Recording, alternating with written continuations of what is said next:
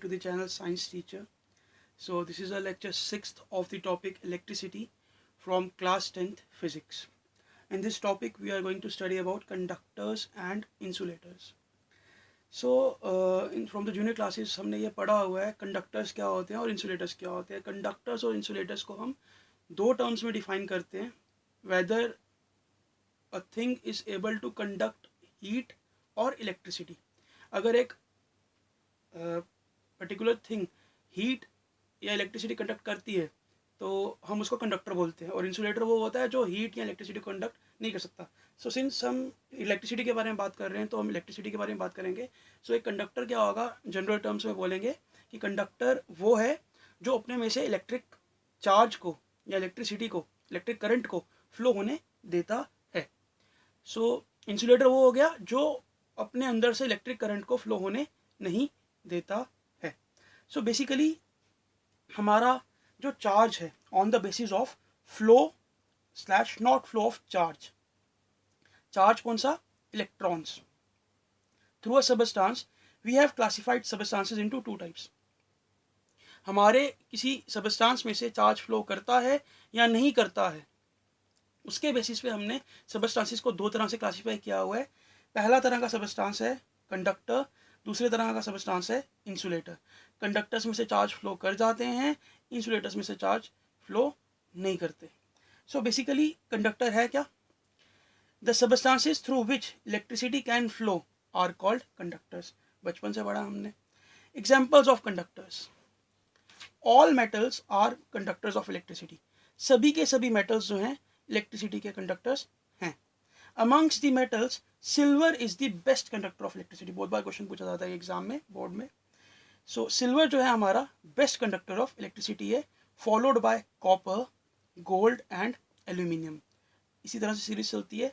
सबसे पहले सिल्वर, फिर कॉपर, फिर गोल्ड एंड फिर aluminium. Amongst the non metals graphite. Graphite क्या है? बेसिकली पेंसिल का लेड देखा है ना आपने, वो ग्रेफाइट है. ग्रेफाइट एक एलोट्रोपिक फॉर्म है. किसकी? कार्बन की. चैप्टर आएगा आगे कार्बोनेट्स कंपाउंड्स, उसमें आपको बताएंगे एलोट्रोप्स क्या होते हैं, एलोट्रोपिक फॉर्म्स क्या होती हैं. सो जो नॉन मेटल्स हैं उनमें से ग्रेफाइट जो है is a good conductor of electricity. The ionic compounds. Ionic compounds क्या होते हैं? That are composed of ions. जैसे NaCl. ये किससे बना हुआ है? NaCl बना हुआ है Na पॉजिटिव और Cl नेगेटिव आयन से. सो आयनिक कंपाउंड्स क्या होते हैं? जो आयन से बने होते हैं. मैंने आपको सिखाया था ये आयन्स क्या होते हैं प्रीवियस लेक्चर्स में. So the ionic compounds in fused state. Fused state मतलब molten state.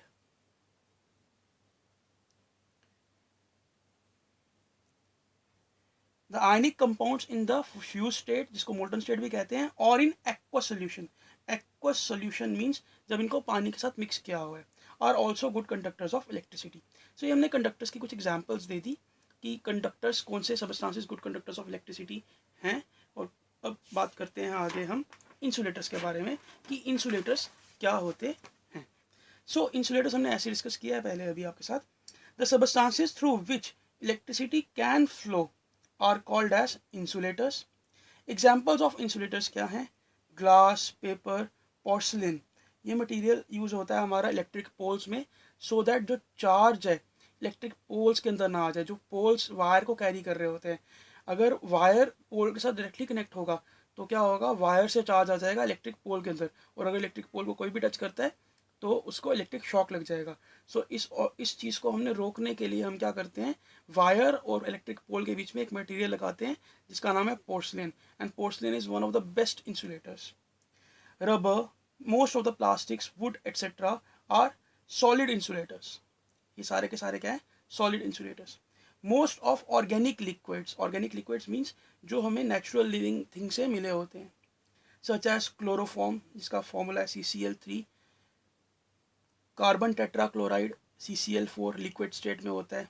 Alcohol, benzene C6H6 etcetera are insulator. ये सारे के सारे ऑर्गेनिक सॉल्वेंट्स हैं, ऑर्गेनिक लिक्विड्स हैं. ये सारे के सारे इंसुलेटर्स हैं. All dry gases including air are insulator. सारी की सारी ड्राई गैसेज हमारी, जिसमें कि एयर भी आती है, अगर एयर ड्राई है वो भी एक इंसुलेटर है.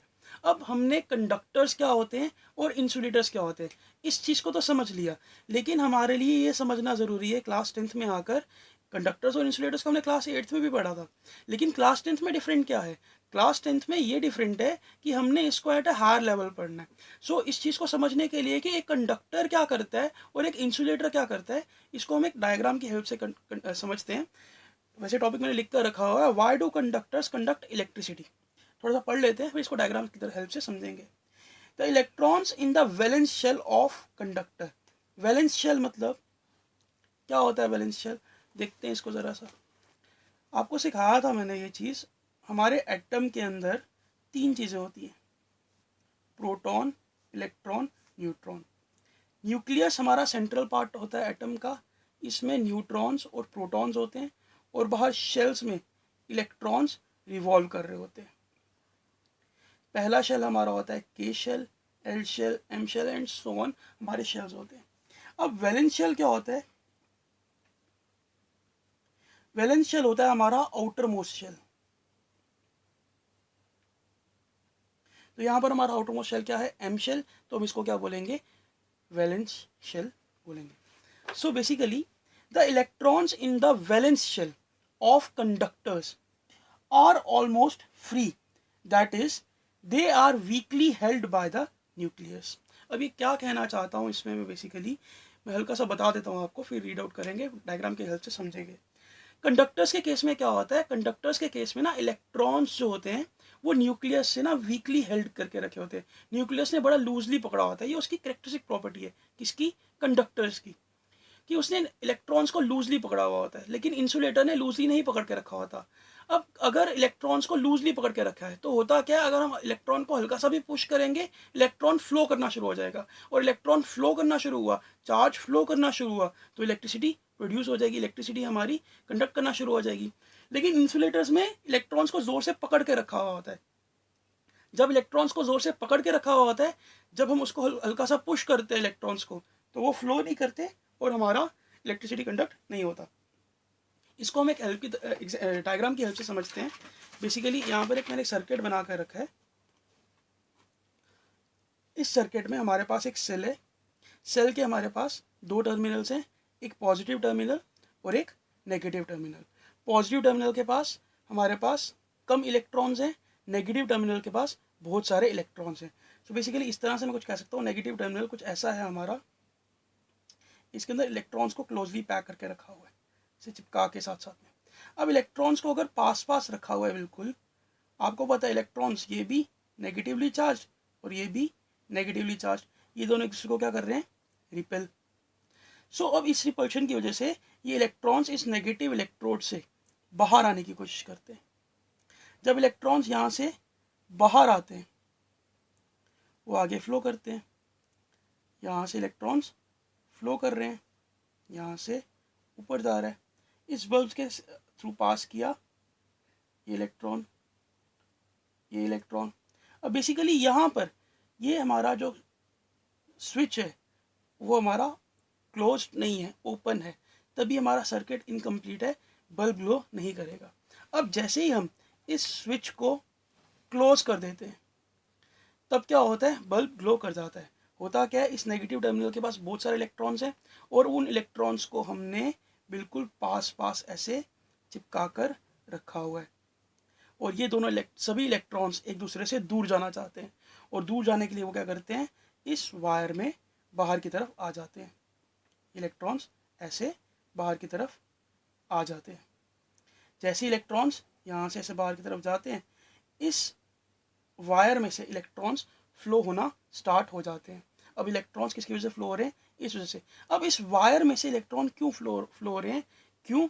क्योंकि ये वायर कंडक्टर है।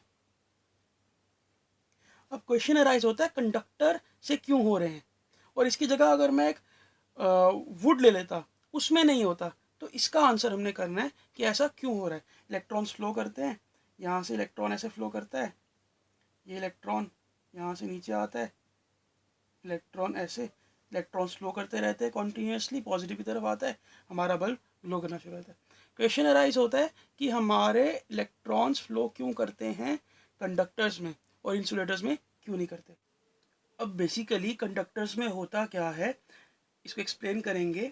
इधर मैंने एक सेल लिया है, सेल के साथ मैंने वायर कनेक्ट की है, वायर के साथ मैंने एक बल्ब कनेक्ट किया है, यहाँ पर मेरे पास एक की है, ये हमारा क्या है, बल्ब, और ये हमारा सेल है।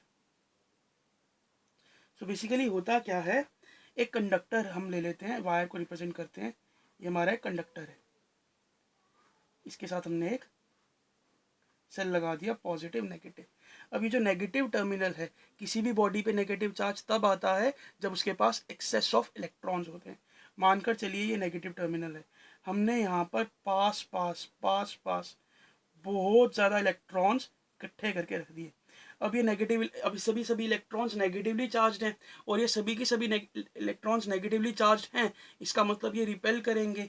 जब ये रिपल्शन शो करते हैं, इलेक्ट्रॉन्स यहाँ से बाहर निकलते हैं, इस पॉजिटिव टर्मिनल की तरफ नहीं जाते। क्यों? क्योंकि हमने इनको पास नहीं रखा हुआ।